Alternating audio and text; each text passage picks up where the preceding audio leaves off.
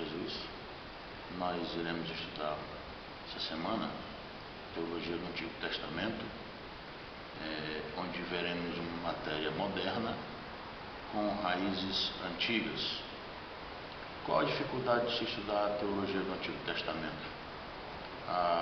Uma das primeiras dificuldades é pelo fato de não termos na língua portuguesa material bom o suficiente para satisfazer a necessidade daquele que deseja aprofundamento. Nós temos o quê? Nós temos um livro de teologia do Antigo Testamento que é muito usado na academia, que pela facilidade do acesso e pelo valor do livro, que é o livro do senhor Walter Kaiser Jr. Ele é um livro, um resumo de teologia do Antigo Testamento. E também temos, não mais para vender em livrarias, mas ainda para vender no mercado de usados, o livro de Gerhard von Rad, onde ele já faz um aprofundamento, aborda a teologia do Antigo Testamento de uma maneira diferente.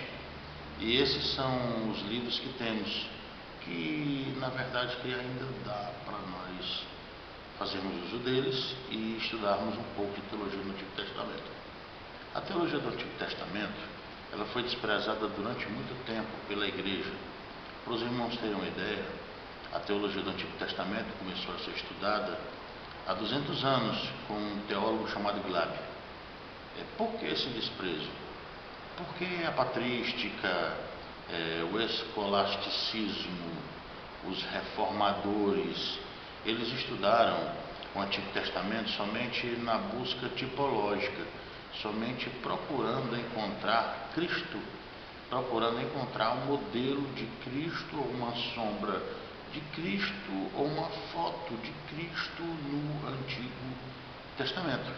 Enquanto eles procuram uma pequena cisterna, o Antigo Testamento, na verdade, ele é um oceano vastíssimo. Ele nos propõe, ele mostra ser de uma grandiosidade espetacular. A profundidade dele é inalcançável. Por isso nós precisamos de Jesus para poder compreender a mensagem do Antigo Testamento.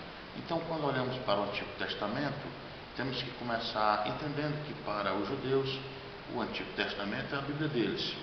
E então iremos estudar o Tanakh, como um estudioso de hebraico gosta de falar, o Tenek, por ser um acrônimo, né? E quando olhamos para o Tenek, que é Torá, Ketupins ou Nivilins e Ketupins, entendemos a divisão e também compreendemos que temos que começar o estudo pelo Pentateuco, a formação dos povos, a formação das nações, o mundo antigo, para partirmos para a teologia.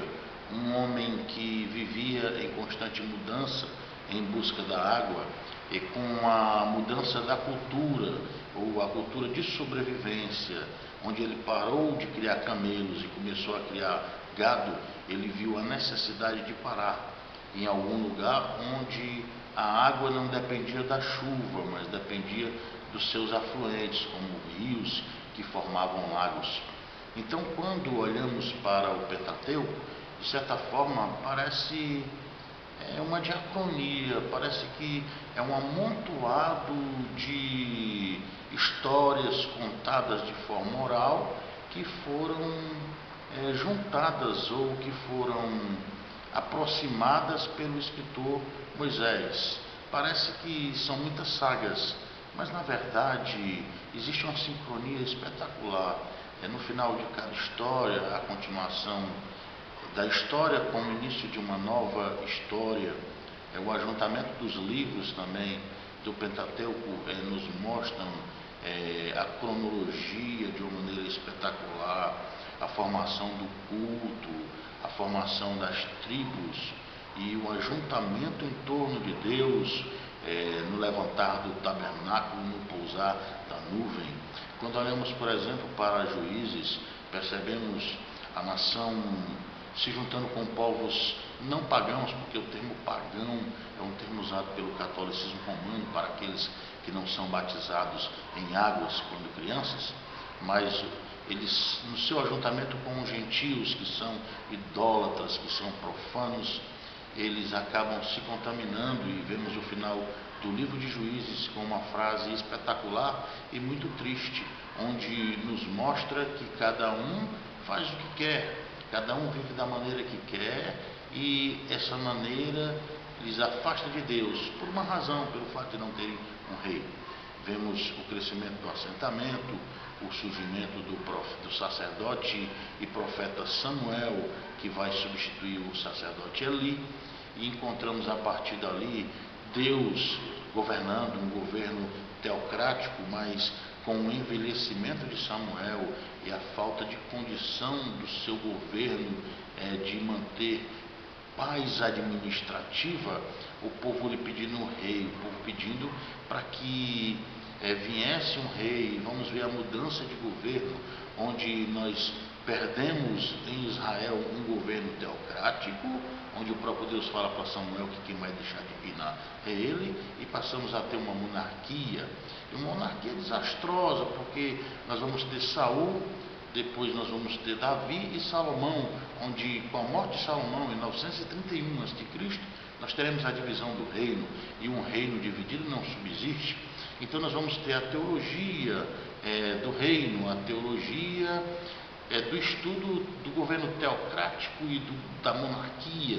Vamos ver a divisão, o crescimento da idolatria no Reino do Norte, a instituição de outeiros, altares, para que o povo não vá a Jerusalém para adorar. Então nós vamos ter a descentralização do culto, e pela saída de Jerusalém do povo do Norte, o cativeiro mais rápido, o cativeiro mais ou menos 100 anos antes do cativeiro do Reino do Sul.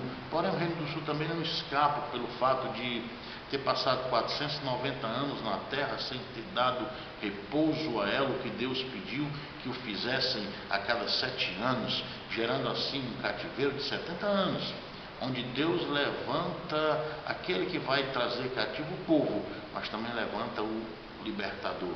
Então teremos também a teologia da escravidão ou do cativeiro, onde Deus mostra o seu grande poder, fazendo com que o povo não desapareça. Depois teremos a libertação através de Ciro, que é citado pelos profetas do Antigo Testamento, o qual liberta o povo, devolve os utensílios da casa de Deus e da condição da reconstrução.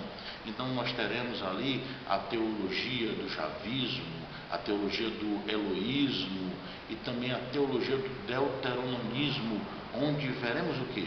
Onde veremos exatamente a reformulação, a criação de uma tradição e o primeiro cânon do Antigo Testamento com Esdras. Então, teologia do Antigo Testamento é muito mais do que somente tipologia, mas vale a pena dizer que Cristo em sua vida, segundo Mateus capítulo 7, versículo 12, cumpriu a lei e os profetas, quando morreu em nosso lugar.